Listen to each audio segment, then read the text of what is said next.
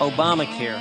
Ain't nobody got time for that. Stupid people are ruining America. The president just wants to take care of you. He just doesn't think you're able to do it for yourself. There's a very thin line between communism, progressivism, Marxism, socialism.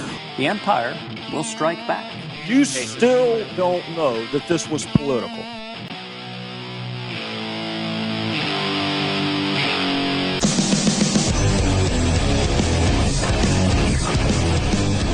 Hello, everybody, and welcome to another episode of America Our Way. I am your host, Dustin Hoyt, here on the Vigilant Liberty Radio Network. Hope it's been a fantastic week for all of you. I've had a pretty good week. Can't complain. Life is good. Life is always good. I'm an American. But, alas, politicians still exist. Democrats are still in power. And people have yet to teach liberals economics. So, here we are yet again. Here we are. Now, there's been something with this Bergdahl prisoner exchange fiasco that's really gotten under my skin. And usually that involves a liberal being stupid. When aren't they stupid? I know.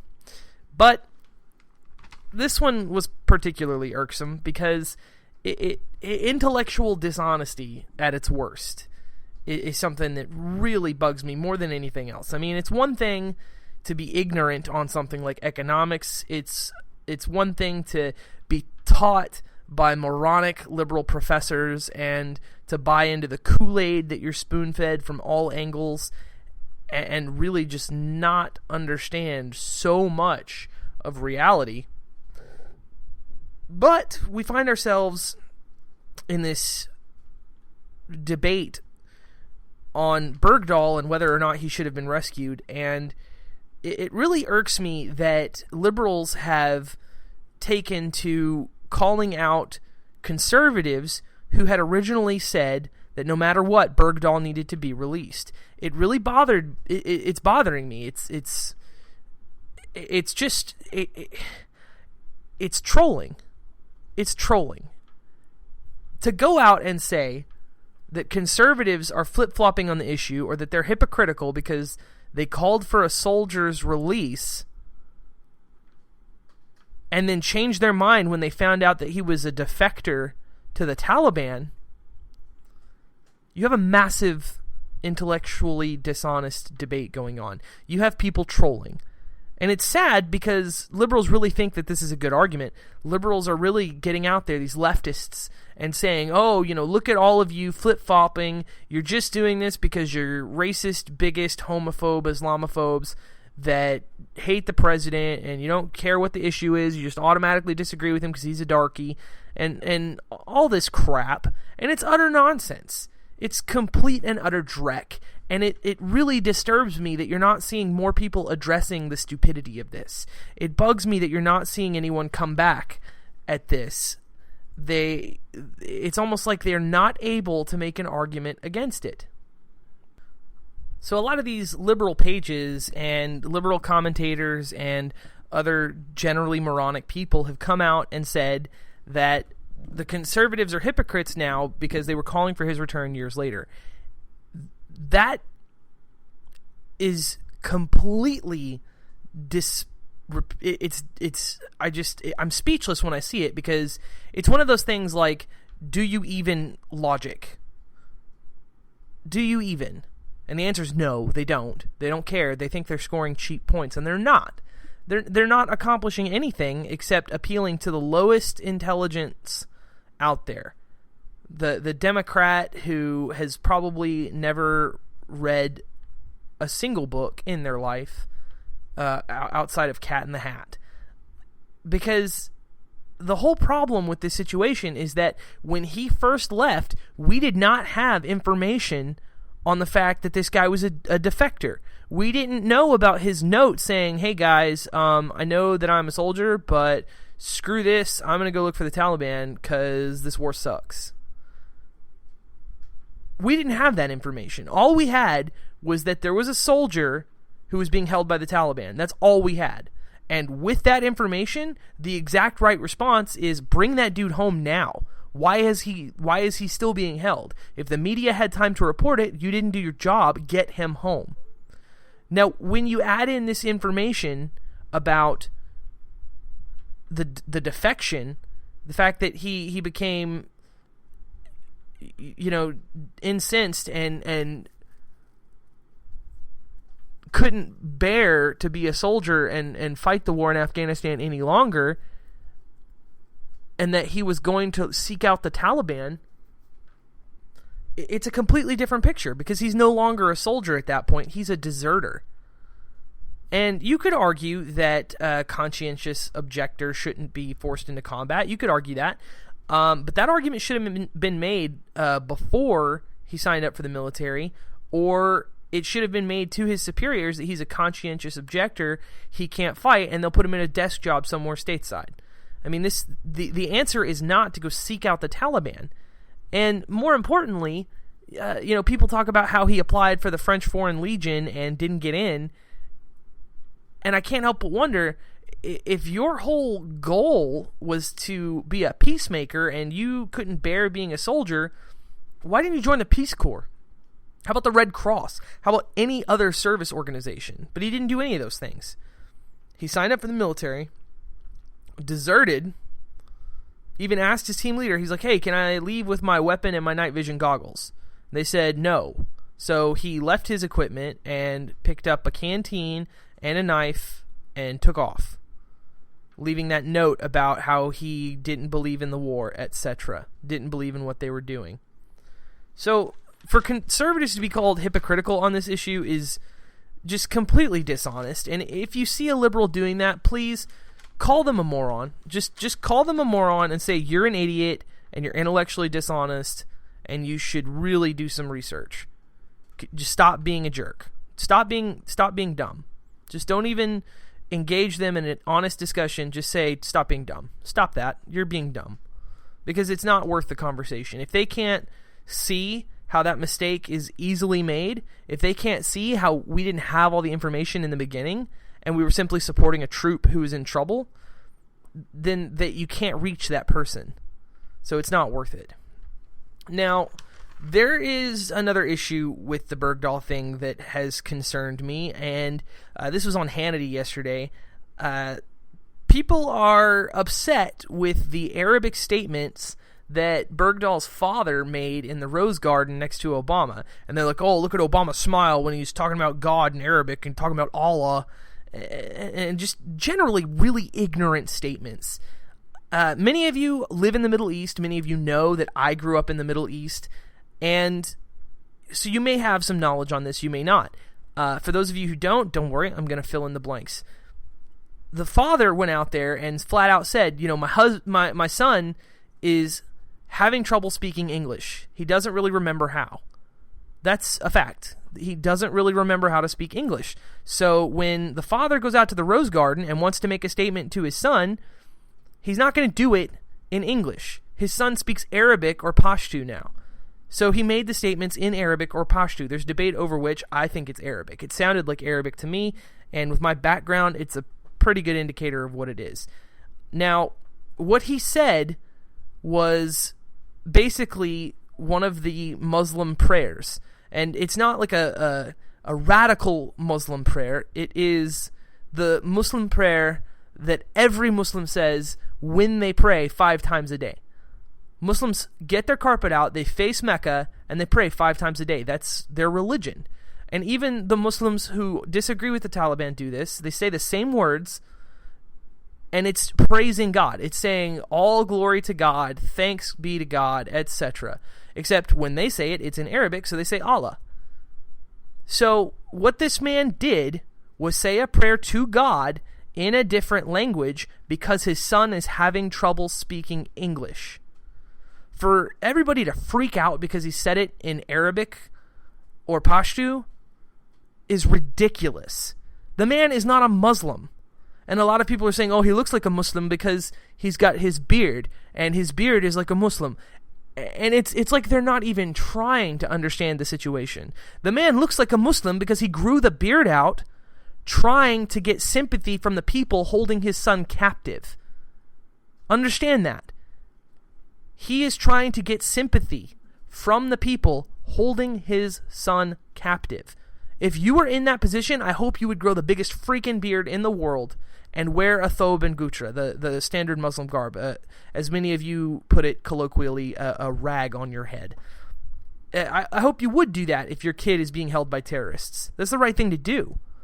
And if your kid doesn't speak English because he was captured by terrorists, I hope that you would have the prudence to learn how to tell your kid something.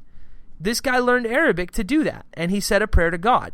Now, many people are saying, oh, it's not God, it's Allah. They're the same person, okay? They're the same being. Muslims pray to the same God that everyone else does. Well, the same God as Christians and Jews. It's a Judeo-Christian faith. It's one of the three that pray to the one God. Okay, it's the same God. God of Abraham, etc. Same God. So freaking out over this prayer on the basis that he used the word Allah instead of God in an Arabic prayer is stupid. Now, the other thing is, people are saying because it is the Muslim standard prayer that he is a Muslim and was praising Allah and giving the Taliban a victory at the White House steps. That's crap. The guy learned a Muslim prayer because he was trying to say a prayer in Arabic. It's a lot easier to just learn the Muslim words. And all it did was say glory to God. I mean, in Catholic Mass, you sing glory to God in the highest.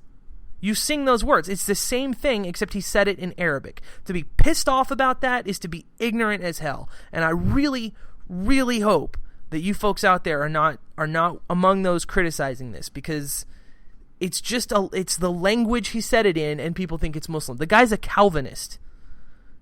Okay? His parents are Calvinists. If you don't know what that is, they are Quakers. Fundamentalist Christians. Think about that for a second. People are asking if he is a radical Muslim when in reality the guy's a freaking Quaker almost.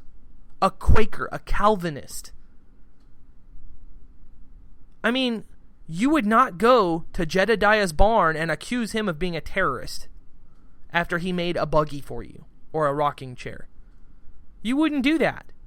You wouldn't look at his top hat, his plain clothes, and his simple life and say, this guy might be a terrorist. He's speaking that German. You never can be too safe. That's crap. That's utter nonsense, and I really, really hope that you folks out there can wrap your head around it. There's a lot of folks that don't understand Islam. They can't get past the Arabic bit and the beard. It's so stupid. So very stupid. And I can't emphasize it enough. I think it's horrible that people are actually going on television and making statements to allude to the fact that the guy may be a radical Muslim.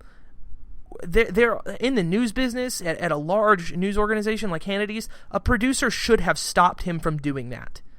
A producer should have said, hey, whoa, buddy, hold on. The guy's a Calvinist. He just said it in Arabic because he's talking to his son. If you go out there and say that he might be a Muslim, you're going to sound like a jerk. You're going to sound like a jerk off.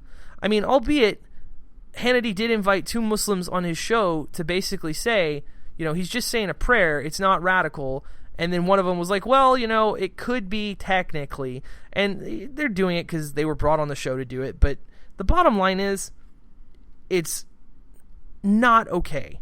It's really not okay. And the other part people are citing to support this conservative conspiracy theory is the fact that he thanked his captors. Look, he thanked the Taliban for not killing his son. He is thankful that they took care of him and did not kill him. Why do we have a problem with that? Why does anyone have a problem with the fact that the Taliban let this guy live and took care of him for a couple of years? That's not radical. There's no Islam or fundamentalist, radicalism or terrorism embedded in that. The guy's thankful they didn't kill his kid. Are we so petty and Islamophobic today in America that a portion of the country can't get past the fact that he thanked a bad person for not killing his son? I mean, if you had someone threatening your child's life and they didn't kill him, you'd probably be grateful too. You'd be pissed off that they threatened your son. But by all accounts, this idiot walked off on his own to the freaking Taliban.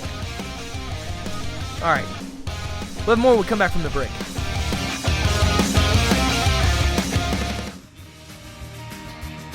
Hi, this is Alan Bordius of theirfinesthour.net. Catch me here on VLR Monday nights and also on Tuesday nights on the Roundtable of Extreme Liberty.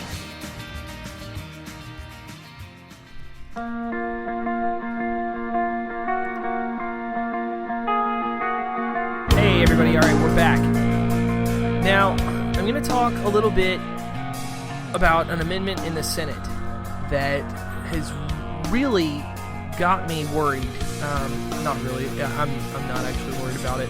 It's just really stupid, and it is concerning that so many politicians actually support it. And I firmly blame Harry Reid and his railing against the Koch brothers.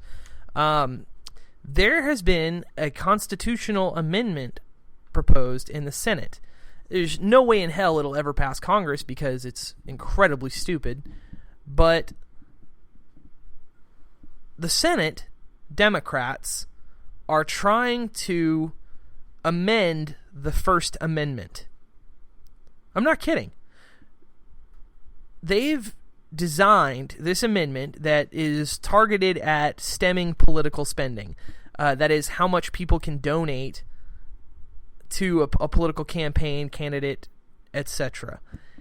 And while that may seem like a decent idea to some people, like, oh, we can't have these mega corporations giving too much to a candidate, they might let them get us all poison in our medicine. And there is some argument to that you don't want, certain groups having too much influence. There is an argument to be had there. I would argue it's wrong, but it's not an irrational argument completely. It's not an insane comment to make. But the problem with this amendment is that the wording is so terribly ambiguous. It's so vague that you could literally block the average American citizen from supporting one candidate or another. You could make the argument that this amendment would prevent Americans from spending their own money on homemade signs before a rally and stuff like that. And it's really it kills me that anyone would make this proposal. And I get where some of the Democrats are pissed off that the Koch brothers are supporting all these freedom works and liberty movements, which is the antithesis of the modern Democrat. The authority of the state, the expansion of government. It's the opposite of what, establishment people and especially the Democrats want to do. And these Democrats that co-sponsored, over 40 of them, that co-sponsored this amendment and submitted it in general are unacceptable to be holding power in our country. It's not okay that they hold positions where they make decisions that affect the entire country. Because anyone who thinks that an ambiguously worded amendment to the Constitution is something that's acceptable, they're wrong. And what makes it even worse is that it's so blatantly obvious how horrible this amendment is that even Mitch McConnell is like, whoa, hey guys, this gives government too much power. I mean, for one of the biggest establishment Republicans in the House, who's basically already won his re-election, to say that, it's infuriating. I mean, if Mitch McConnell is catching on to the loss of liberty from something in Congress, I mean, it's got to be really bad. And, of course, it has no chance in hell of passing Congress. There's no way that enough Democrats... I mean, if they could only get 40 to co-sponsor it, they're not going to get 51 to vote for it. And in the event that they did somehow manage to find that many fascists in Congress, they would not be able to find that many in the House. There's no way. Not gonna happen. And so there was solace in that. But this is an amendment that had been put forth, according to Mitch McConnell, in 2001, I believe he said, and in, I think, 97. Twice in the last 30 years, 40 years. 30 years. And I think there may have been times before that. And Democrats voted against it in those instances, and rightfully so. Democrats were exactly correct to vote against it, because anytime you have something that could curtail an amendment to the Bill of Rights, you've done goofed. You've stepped off the ledge, and you probably should be bludgeoned in the head until you've learned the error of your ways. And it's really disturbing to me because people still on the left try to hold that Democrats are the party of freedom. They try to say that Democrats are the party that gives you choice, that supports, rights, more rights for people, and all that stuff. And it's important to note that Democrats are not for anybody's rights. Democrats do not support the rights of any individual. They don't think freedom is good. None of them do. By rationale of their beliefs, they cannot believe that freedom is a good thing. Otherwise, they wouldn't be so quick to try and regulate everything in the country. But that's exactly what they do. They try and get their tentacles wrapped around every single thing under the sun in our borders, and even some stuff outside of our borders. And it's really, really disturbing to me, because stuff like this should be a massive red flag. The media should jump on this and decry the Democrats for what they're doing. Republicans should be showing this to every person in the districts of the senators who back this amendment. All 40 plus 41, I think, of those states should have people knocking on their door. Every single person in every single one of those states should get a knock on the door saying, "Did you know your congressman tried to pass an amendment to curtail the First Amendment? Did you know that your congressman tried to pass a bill saying Congress can regulate any money spent on political campaigns? Did you know that Congress may have been able to regulate the amount of gas and food and money to make signs when it comes to political spending, and it could decrease the amount of money you're allowed to donate to a politician you support? Did you know that?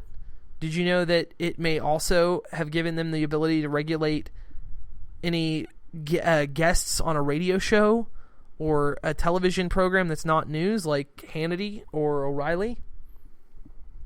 And it would give Congress the ability to say, yeah, this person's not allowed on these programs. This person's not allowed to make appearances. We're going to hyper-regulate the amount of people that donate to Ted Cruz's re-election campaign in Texas. That is what this amendment would do. And even Mitch McConnell sees it. Even Mitch McConnell says, this is too much power for Congress.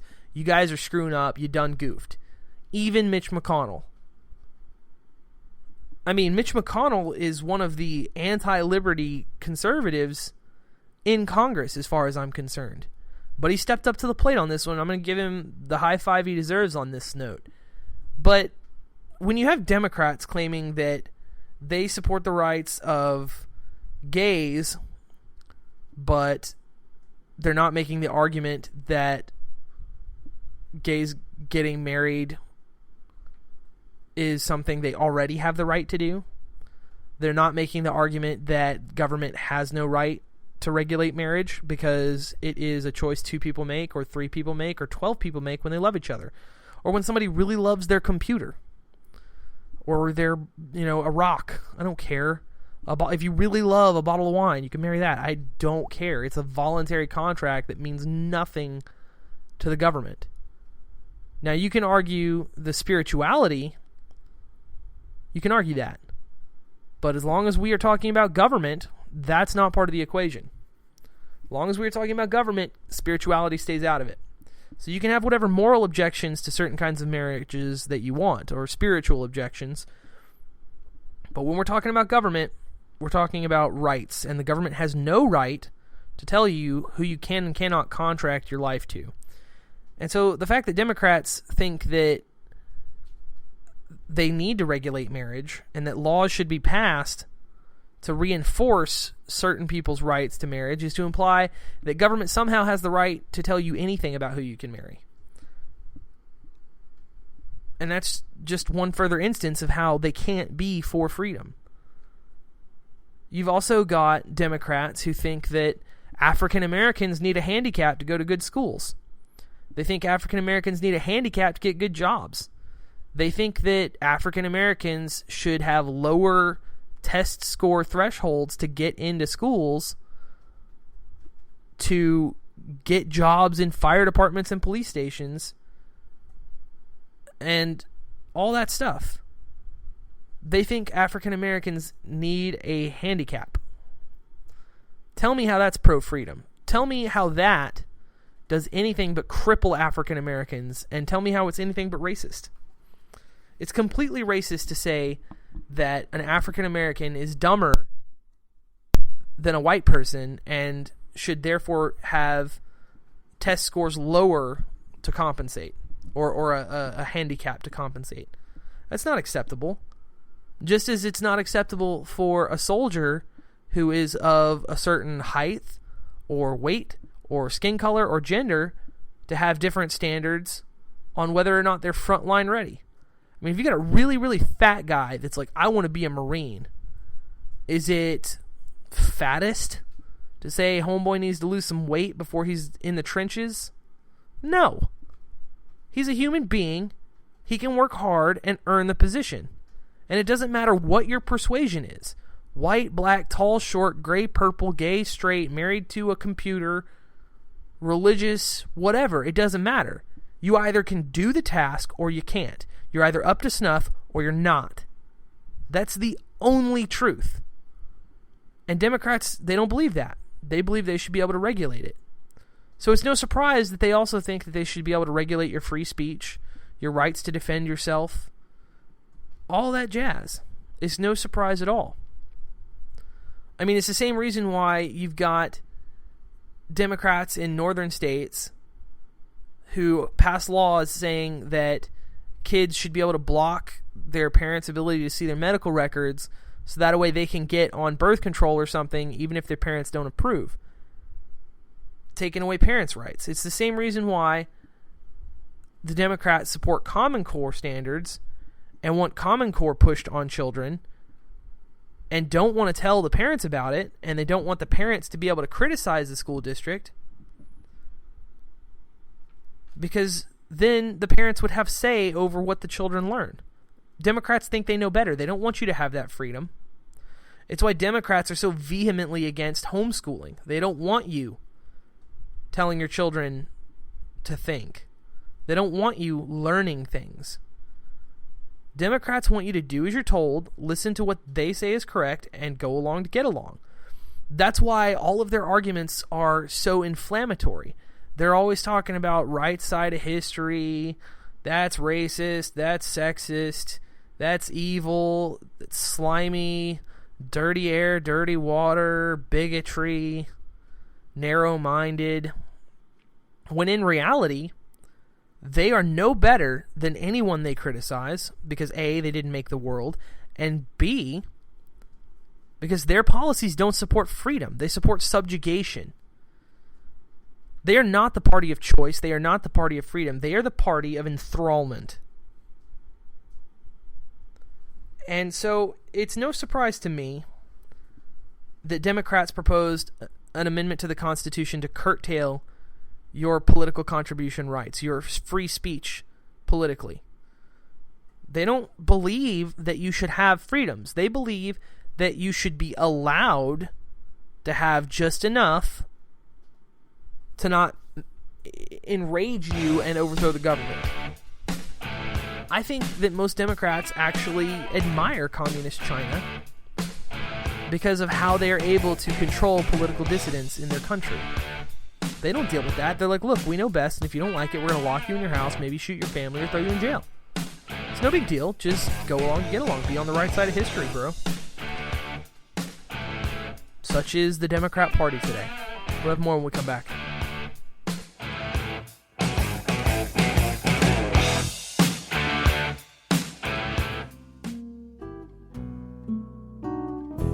This is Liz Harrison, and you know, I have no idea how many times people have told me conservative women can't be sexy. Well, we can prove them wrong. Listen here on Vigilant Liberty Radio, Friday nights at 11 p.m. Eastern, the Conservative Feminist Show, where the ladies are kink-servative.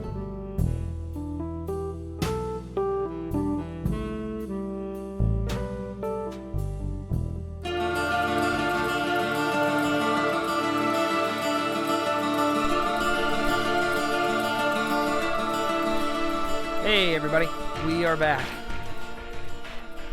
So, a lot of social conversation and discussion has been going on after the tragedy that was Elliot Rodgers' spree through California. And a lot of the conversation has turned to culture, it's turned to sexism, and men's rights versus feminism, why we need feminism, blah, blah, blah, blah, blah. And it's really interesting conversation, but I'm talking to myself and to you guys, so it's kind of hard for me to have that discourse here in terms of, you know, the back and forth. I'm not going to, as much as I would like to invent an imaginary liberal co-host, which I'm not opposed to doing, I may try that one show for one segment, but I'm not doing it tonight. So, I do want to talk about something Vladimir Putin said that is, you know, in the same vein.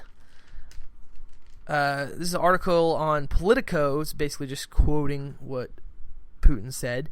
For those of you who don't remember, Hillary Clinton, in one of her random remarks when somebody asked her a question that she's not qualified to answer, she was asked about Russia's actions in Ukraine. And that's something we'll get into in a minute, because I think that the information America is getting is flawed.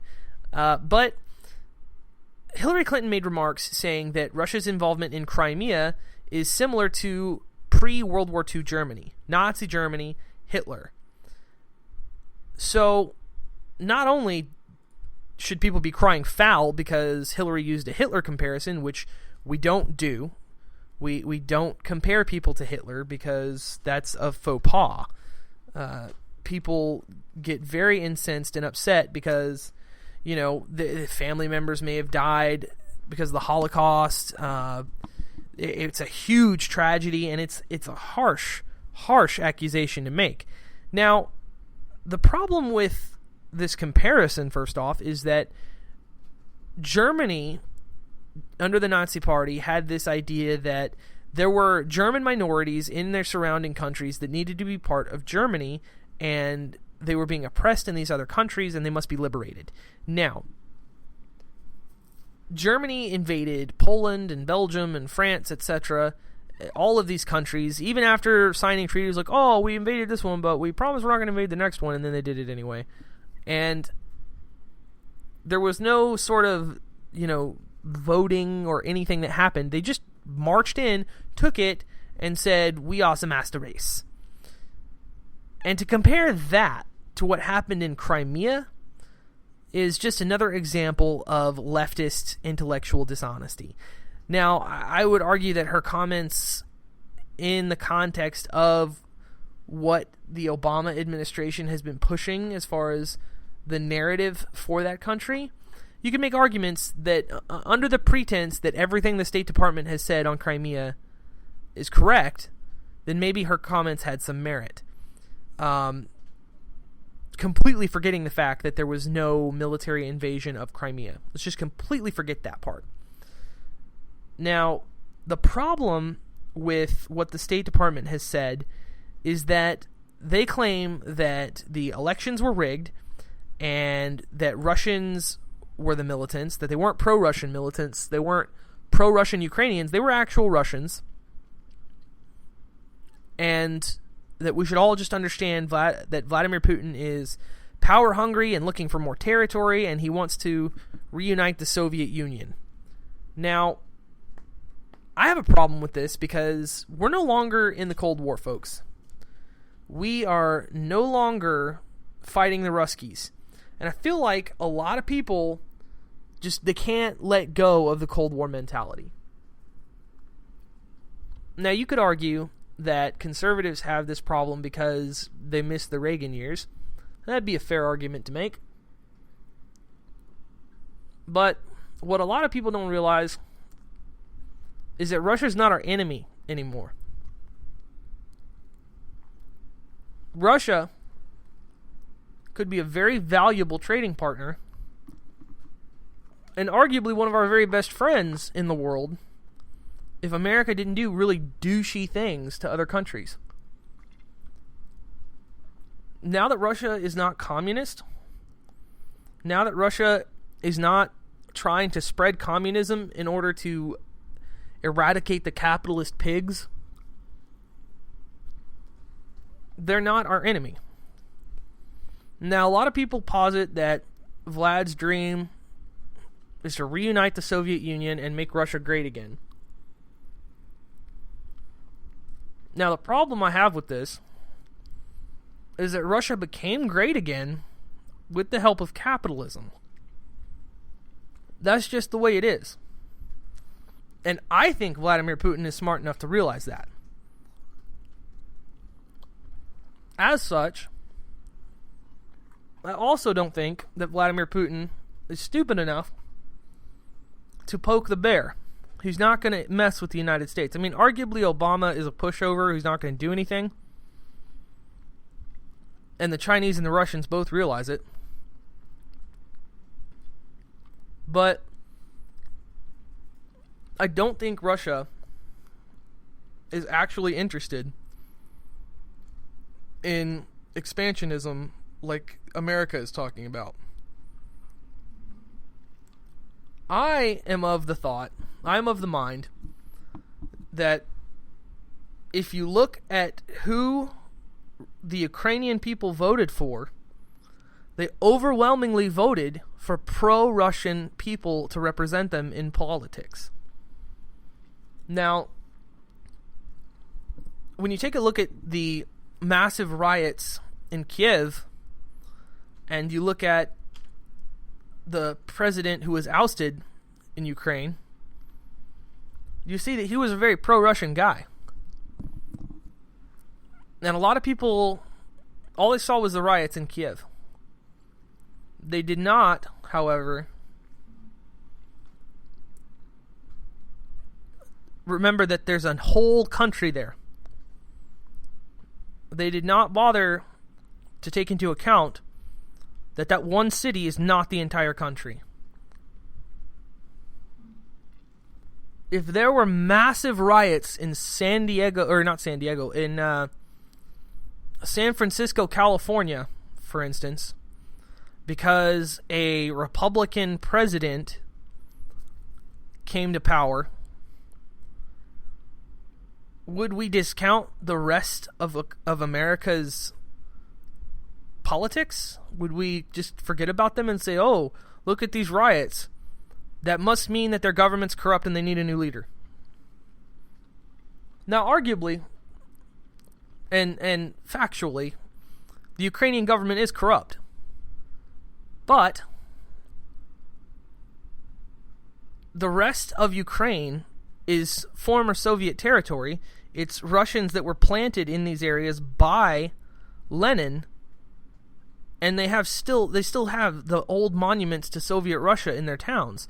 They still have statues of Stalin and Lenin in their squares. I mean, that's just the way it is. They've still got the sickle and hammer. They remember how great the country was under Soviet Russia. They remember giving America a run for its money. And of course, they want to have that again. They want their country to be great. Everybody wants their country to be great. And so it's not insane to say that the pro-Russian Ukrainians are fighting back against their government because they feel like their rightfully elected representative was thrown out by a bunch of liberals in the capital city. That's not a far out statement to make. To say that Crimea voted to become part of Russia when it is blatantly pro-Russian and has Russian military installations in that area is not far-fetched. It's not a crazy thought. So the whole State Department narrative, I think, is crazy, and therefore I think Hillary Clinton's statements comparing it to Nazi Germany is just propaganda at its worst. I mean, she's playing on the whole Cold War narrative to try and get older voters, I think. I think she's trying to push this narrative, and people buy into it. But Putin, like a boss, came out with these comments in retort, and I think it's kind of funny. A little sexist, but it's still funny because Putin is tired. I mean, he was compared to Hitler, so, I mean, shots fired. You call him a Nazi, he can say whatever he wants, in my opinion. And gracefully, the first thing he said was, the former Secretary of State has never been too graceful with such comments. But then he went on to say, it's better not to argue with women. But Miss Clinton has, and that's what he posited the statement with. He goes, it's better not to argue with women, but Miss Clinton has never been too graceful in her statements. He said that he and Clinton had always had, quote, cordial conversations at various international events. They were polite to each other. But then he said, I think even in this case, we could reach an agreement. Putin added, when people push boundaries too far, it's not because they are strong, but because they are weak. But maybe weakness is not the worst quality for a woman. Let that simmer for a minute. He's calling Hillary out for being a pansy because she's a woman. Now, he made those statements saying it's not a bad quality for a woman, and I don't think that's as blatantly sexist as people are going to take it, because there's no way that Vladimir Putin would have made those statements about Condi. I don't think he would have made those statements about Margaret Thatcher, and he certainly wouldn't have made those statements about Palin. He wouldn't have made those statements about a strong woman who would not have compared him to a Nazi because it's an ignorant thing to do. Now, a lot of people are like, well, wait a second. You know, Russia did invade Georgia a couple years ago, and that's a, you know, they were picking on a small country and trying to expand. No, that's crap. People don't remember this. All they remember is Russia invaded a small country. What they don't remember is that Georgia was trying to push their northern border north. That country was trying to say, yeah, hey, Russia, this actually a couple miles of land north in every direction along our border, that's actually our land and not yours. And Russia said, I don't think so. And when Georgia tried to take that land, they put tanks deep into Georgia and said, little kid, I'm going to smack you.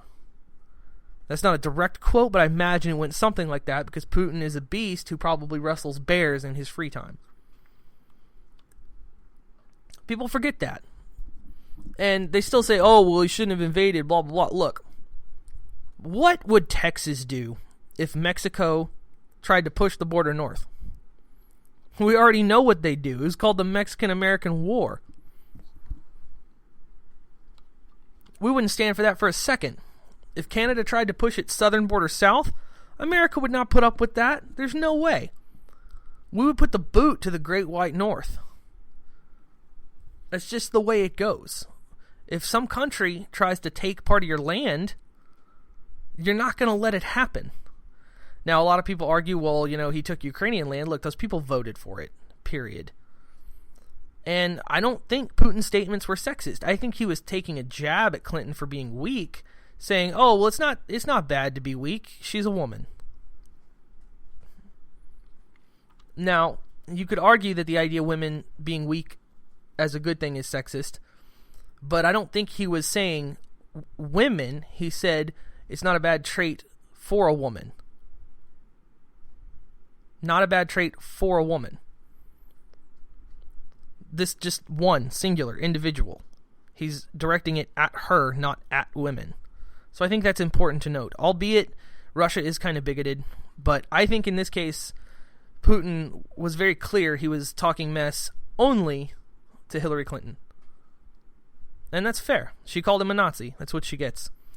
And I think that this whole conversation about culture here in America that's been spurred by Elliot Rodgers' massacre and pickup artist organizations and misogynist groups, anytime we call sexism and we claim culture is to blame in movies and TVs and magazines, we take the responsibility off the person that said it. Vladimir Putin would take full responsibility for that statement he made, and he would say, I was calling her out for being weak. You're American diplomat. I was calling her weak. Period. And I think that's an important note. We'll have more when we come back.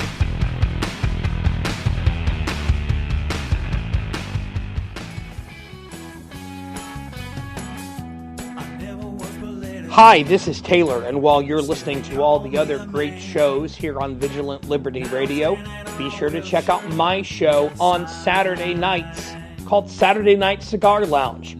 You never know what we're going to talk about. It's always a fun time. That's Saturday Night Cigar Lounge, Saturday nights, 10 p.m. Eastern, 9 p.m. Central, here on Vigilant Liberty Radio.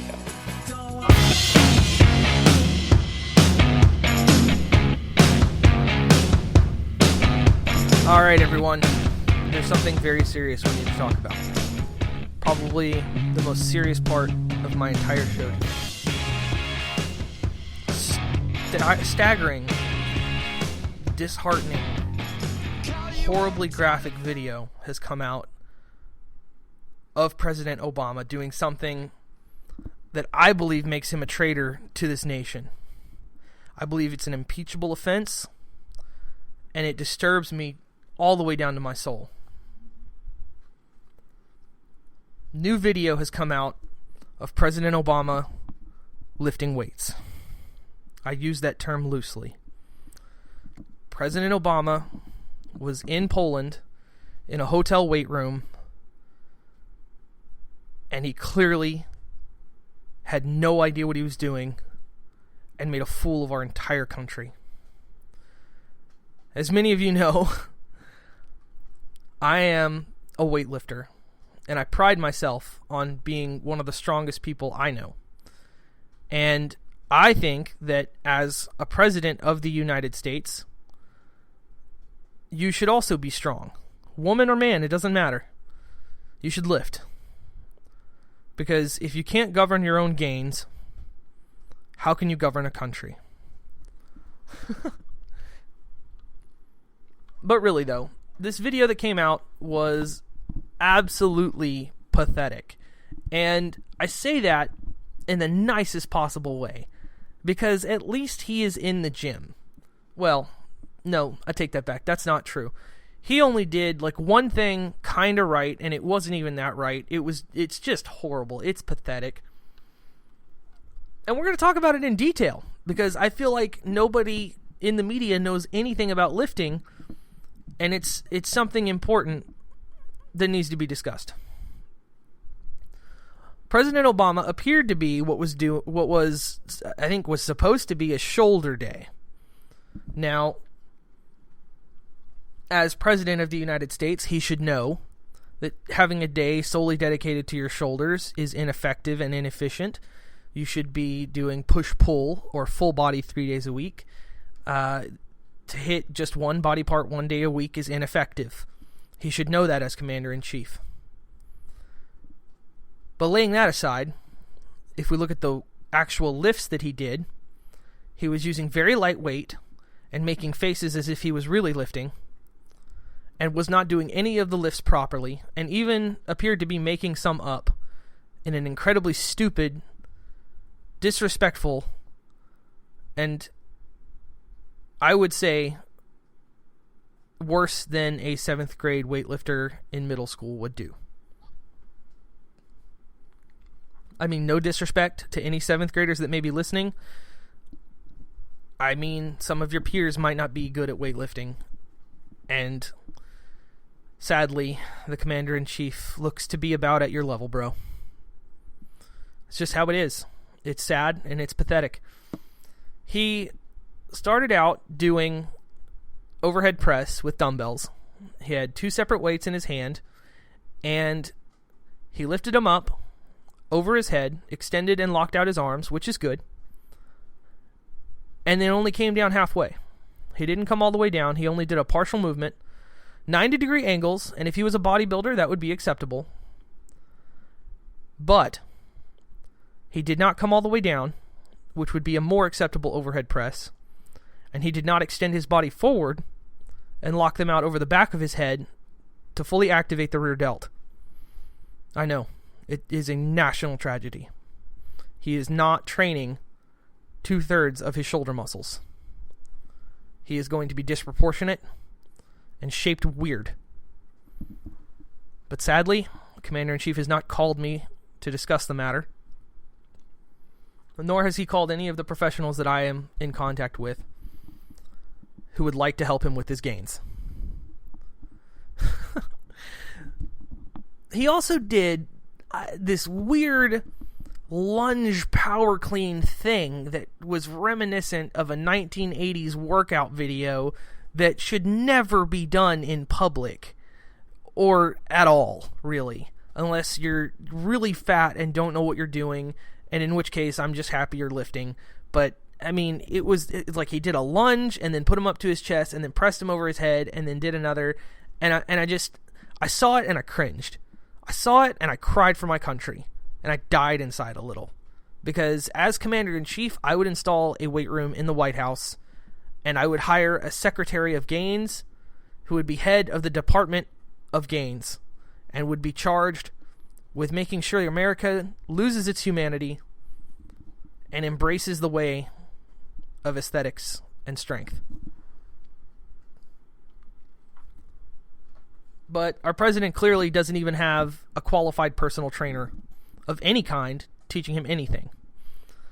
He demonstrated this best when he did this strange leg up aerobic thing where he stepped on a bench and kicked his knee into the air. I don't quite understand what he was trying to accomplish there. It appeared to be some sort of Belgian squat meets aerobics, an athletic movement maybe that was wrongly confused with a weightlift, and it brought great shame to America. As we come upon the anniversary of D-Day, I find it offensive. America is the most powerful nation on earth, and our Commander-in-Chief does not even meet beginner weightlifter requirements, status. He's not even a gym bro. He's not even an embryo. And it's really sad. I mean, you'd think as the president he would be able to get a personal trainer to teach him how to lift. You'd think that. But no, that's not the case. And it really upset me. Because after doing this aerobic leg up exercise, he can then be seen doing cardio on an elliptical. Now, while I do believe in elliptical cardio because it's easier on the knees, I do not believe in doing aerobic exercises and then hitting cardio because that's redundant and stupid. The President of the United States should be on a push-pull split or a full body workout 3 days a week, and he should be trained by one of the best in the world, because we have those people in America who work for fairly cheap. They're called personal trainers. You can find them at your local gym. There's usually more than one. But apparently the president is so frugal and is trying so hard to cut back that he has decided to give his body up as a sacrifice and not be concerned with his gains.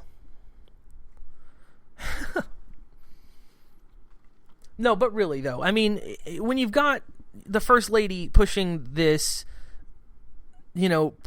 Play 60 and Let's Move initiative trying to fight childhood obesity, and the President of the United States is caught on camera not having a clue what he's doing in the gym, it's It's really stupid. I mean, he's the president. Get him a personal trainer. Get that man a gym bro. Get that man a gym bro to tell him what he needs to be doing.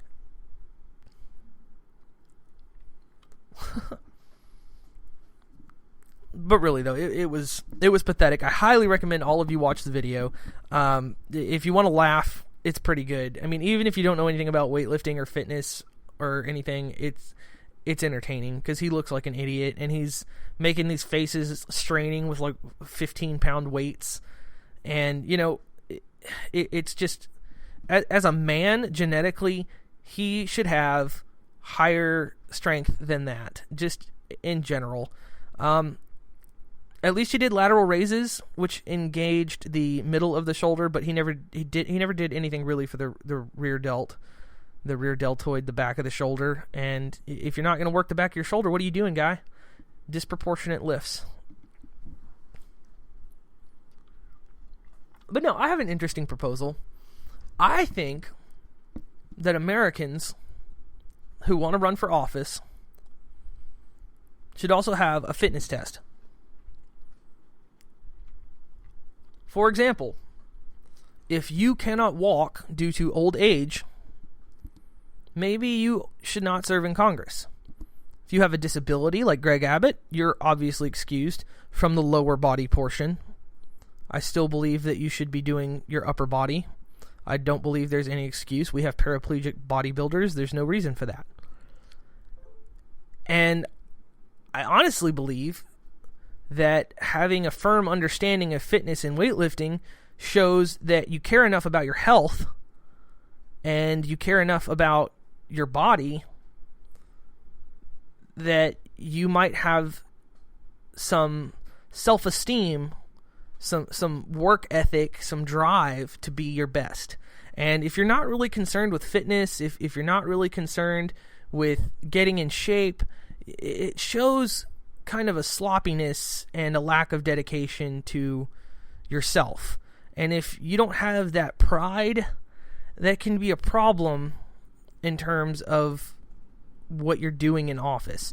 I think that studies show that people who lift tend to be more conservative, and it's because they understand the concept of working for something. They understand that you're not going to get in good shape without putting in the effort into your diet and into your workout regimen.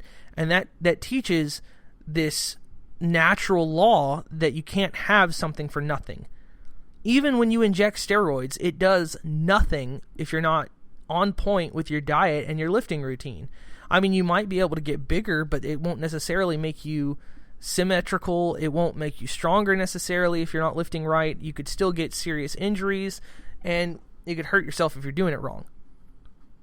But the point is, there's this mentality that comes with working out that I think is really important to politicians. And I think it would really help a lot if our politicians were more concerned with that. Like Chris Christie, for instance, the fact that he got gastric bypass surgery rather than dieting and working out really bugs me. I mean, how hard is it to get your briefings from a treadmill or a stationary bike?